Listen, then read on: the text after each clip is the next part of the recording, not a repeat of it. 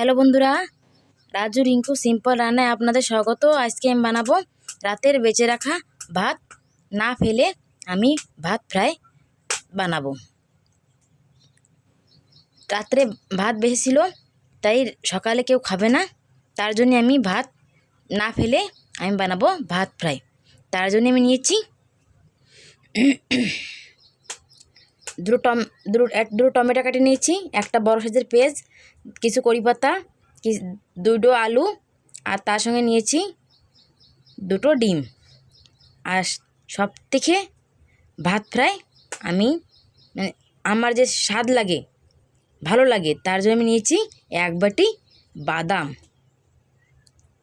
পুরো আমি আলু, টমেটো, পেঁয়াজ সব আমি কেটে ধুয়ে পরিষ্কার করে রেখে দিয়েছি। এখন আমি ভাত ফ্রাই করব। রাতের বাঁচা ভাত না ফেলে ফ্রাই করব। এদিকে আমি চুলো ধরাইয়ে কড়াই ভরে দিলাম, কড়াইটা গরম হোক।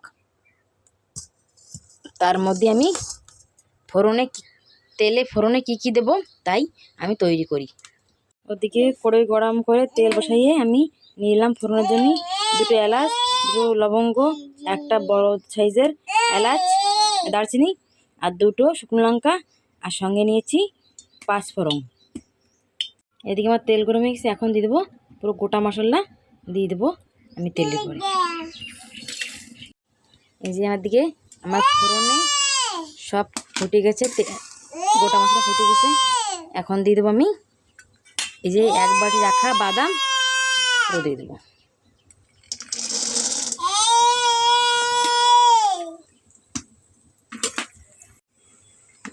বাদাম প্রায় ভাজা হয়ে গেছে।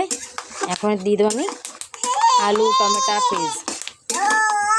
এই যে বাদাম ভাজা হয়ে গেছে, এখন দিয়ে দেবো কড়ি পাতা, সঙ্গে দেবো পেঁয়াজ,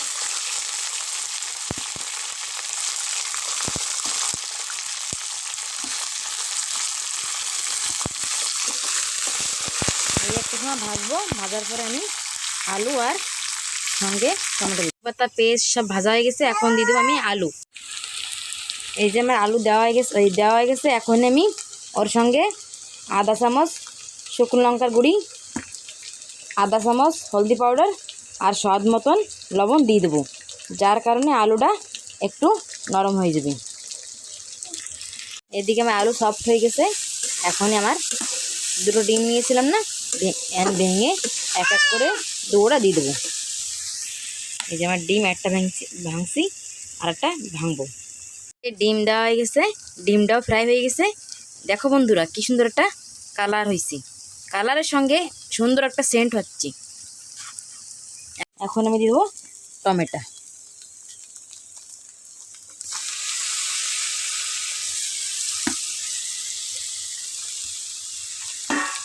দিয়ে দিলাম টমেটো দেওয়ার পরে এই যে খুন্তি দিয়ে নেড়ে চড়ে আমি 2 মিনিট জন্য ঢেকে রাখবো।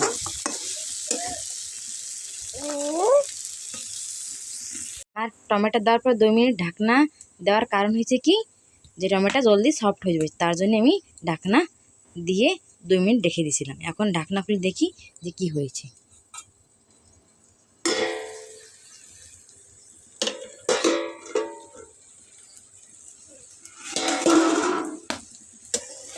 এই তো আমার টমেটো সফট হয়ে গেছে। এখনই আমি রাতের সেই বেঁচে গেছিলো সে ভাত এখনই দিয়ে দেবো।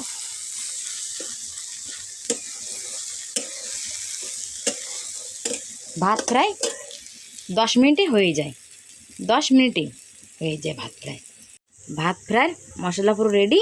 এখন আমি দিয়ে দেবো এই যে রাতের বেঁচে যাওয়া ভাতটাকে আমি ভালো মতন হাত দিয়ে গুটুলি ছিল, তা ভালো মতন আমি হাত দিয়ে ভেঙে এখন দিয়ে দেবো কড়াইতে। অল্প অল্প করে দেবো, যার কারণে ভাত ভালো মতন মশলাতে মিশে যাবে। দেওয়ার পরে আমি 2 মিনিট এখনই ভাতটাকে আর মশলাটাকে ভালো মতো মিশিয়ে সবাইকে সার্ভ করব। হয়ে গেছে ভাত ফ্রাই।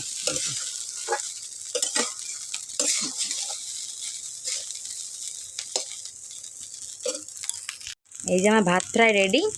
দেখো কি সুন্দর দেখাচ্ছে কালার, হারা হারা, লাল লাল, পিলা পিলা, কি সুন্দর যে দেখাচ্ছে, অনেক সুন্দর দেখাচ্ছে। এখন আমি সবাইকে ভাত ফ্রাই দেব। কেউ বুঝতেই পাবে না যে আমি কি ফ্রাই করছি, ঠান্ডা ভাত না গরম ভাত। ফ্রাই রেডি, এখন আমি নামাইয়ে সবাইকে দেব। ভাত ফ্রাই রেডি, এখন আমি সবাইকে দেব, প্লেটে করে সবাইকে দেব। এই যে আমি ভাত ফ্রাই করে নিয়ে চলে এসেছি, এখন সবাই আমি দেব, সবাইকে দেব। আর এদিকে এই দেখো কত পাতা নিয়েছি, সবাই গোছাচ্ছে, কষ্ট করতেছে। এদিকে আমি ভাত ফ্রাই সবাইকে দিচ্ছি।